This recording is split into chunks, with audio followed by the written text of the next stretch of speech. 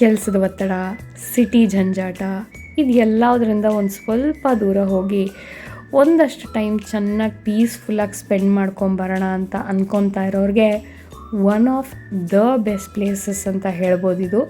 ಅದೇ ನಮ್ಮ ನಾಗರಹೊಳೆ ಅಭಯಾರಣ್ಯ. ಸೊ ಇಲ್ಲಿ ಫಾರೆಸ್ಟ್ ಗಾರ್ಡ್ಗಳ ಸೆಕ್ಯೂರಿಟಿ ಚೆಕ್ ಪ್ರಾಸೆಸ್ ನಂತರ ನಮ್ಮನ್ನು ಒಳಗೆ ಬಿಡ್ತಾರೆ.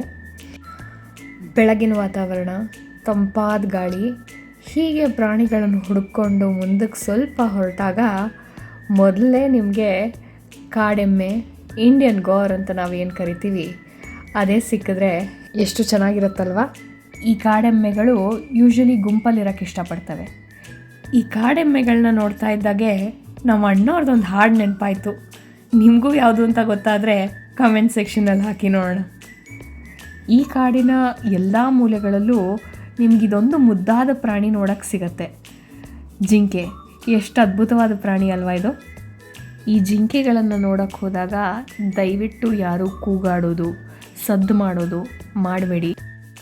ಏಪ್ರಿಲ್ ತಿಂಗಳಲ್ಲಿ ತೆಗೆದಿರೋ ಈ ವಿಡಿಯೋಲಿ ಎಷ್ಟು ಮಂಜಿನ ವಾತಾವರಣ ಕಾಣುತ್ತೆ ನೋಡಿ. ಇದೊಂಥರ ನಿಮಗೆ ತುಂಬಾ ಅನ್ಎಕ್ಸ್ಪೆಕ್ಟೆಡ್ ಎಕ್ಸ್ಪೀರಿಯನ್ಸ್ ಆಗಿರುತ್ತೆ. ಹೀಗೆ ಇನ್ನೊಂದು ಸ್ವಲ್ಪ ಮುಂದೆ ಹೋದಾಗ ಇನ್ನೂ ಅನೇಕ ಪ್ರಾಣಿ ಪಕ್ಷಿಗಳು ನಿಮಗೆ ನೋಡೋಕ್ಕೆ ಸಿಗ್ತವೆ. ಖಂಡಿತ ಈ ಜಾಗಕ್ಕೆ ನೀವೊಮ್ಮೆ ಭೇಟಿ ಕೊಡಲೇಬೇಕು. ಆಲ್ರೆಡಿ ಭೇಟಿ ಕೊಟ್ಟಿರೋರು ಎಸ್ ಅಂತ ಕಾಮೆಂಟ್ ಮಾಡಿ. Thank you.